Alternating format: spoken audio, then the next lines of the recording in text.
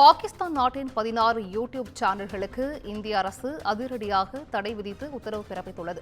பகல்காமில் பாகிஸ்தான் தீவிரவாதிகள் நடத்திய துப்பாக்கிச் சூட்டை கண்டிக்கும் விதமாக இந்திய அரசு நடவடிக்கை மேற்கொண்டுள்ளது. பாகிஸ்தானின் டான் நியூஸ், சமா டிவி, ஜியோ நியூஸ் உட்பட 16 யூடியூப் சேனல்களுக்கு இந்திய அரசு தற்பொழுது தடை விதித்திருக்கிறது. இதனை முக்கிய செய்தியாக பார்த்து வருகிறோம். பாகிஸ்தான் நாட்டின் 16 யூடியூப் சேனல்களுக்கு இந்திய அரசு தடை விதித்திருக்கிறது. பகல்காமில் பாகிஸ்தான் தீவிரவாதிகள் நடத்திய துப்பாக்கிச் சூட்டை கண்டிக்கும் விதமாக இந்திய அரசு நடவடிக்கை மேற்கொண்டிருக்கிறது. பாகிஸ்தானின் டான் நியூஸ், சமா டிவி, ஜியோ நியூஸ் உட்பட 16 யூடியூப் சேனல்களுக்கு இந்திய அரசு தற்பொழுது தடை விதித்திருக்கிறது. பாகிஸ்தான் நாட்டின் 16 யூடியூப் சேனல்களுக்கு இந்திய அரசு அதிரடியாக தடை விதித்து உத்தரவு பிறப்பித்திருக்கிறது. இதனை அண்மை செய்தியாக பார்த்து வருகிறோம். பாகிஸ்தான் நாட்டின் 16 யூடியூப் சேனல்களுக்கு இந்திய அரசு தற்போது தடை விதித்திருக்கிறது.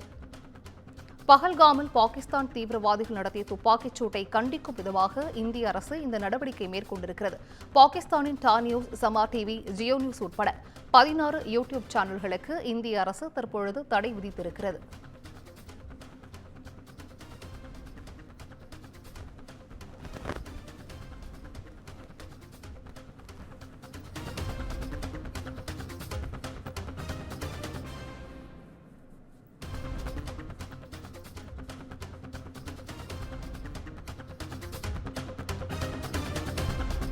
தற்போது கிடைத்த முக்கிய செய்தியை பார்த்து வருகிறோம்.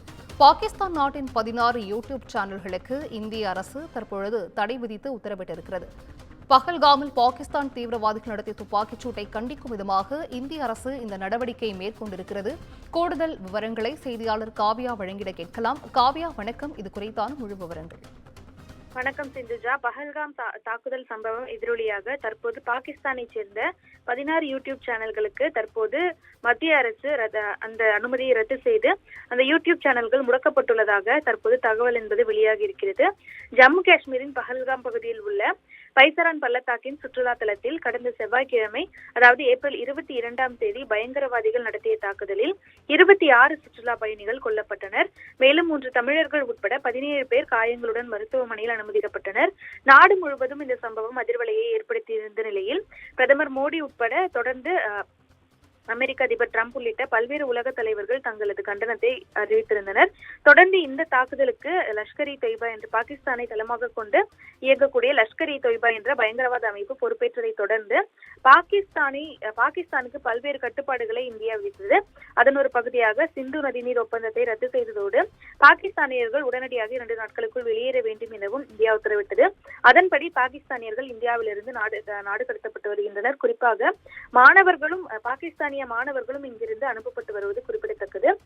தொடர்ந்து பாகிஸ்தானை சேர்ந்த நோயாளிகள் இங்கு அனுமதிக்கப்பட்டிருக்கக்கூடிய நிலையில் அவர்களுக்கு மட்டும் தங்களுக்கு மட்டும் சலுகை வழங்கப்பட வேண்டும் உள்ளிட்ட பல்வேறு கோரிக்கைகளை அந்த பாகிஸ்தானை சேர்ந்தவர்கள் தற்போது முன்னெடுத்து வருகின்றனர். இந்த நிலையில்தான் தொடர்ந்து பல்வேறு பொய் செய்திகள் பரப்பப்பட்டு வருவதாக கூறி பாகிஸ்தானை சேர்ந்த 16 யூடியூப் தளங்களை மத்திய அரசு முடக்கியுள்ளதாக தற்போது தகவல் வெளியாகி இருக்கிறது. அதன்படி ஜம்மு காஷ்மீரில் நடந்த துயரமான பஹல்காம் பயங்கரவாத சம்பவத்தின் பின்னணியை கருத்தில் கொண்டு இந்தியா அதன் ராணுவம் மற்றும் பாதுகாப்பு நிறுவனங்களுக்கு எதிராக வகுப்புவாத உணர்வுபூர்வமான உள்ளடக்கம் கொண்ட இந்த மாதிரியான மோசமான கருத்துக்களை வெளியிட்டு வரக்கூடிய பாகிஸ்தானிய ஊடகங்களுக்கு, குறிப்பாக யூடியூப் ஊடகங்களுக்கு தடை விதிக்கப்படுவதாக மத்திய அரசு அறிவித்திருப்பதாக தகவல் வெளியாகி இருக்கிறது.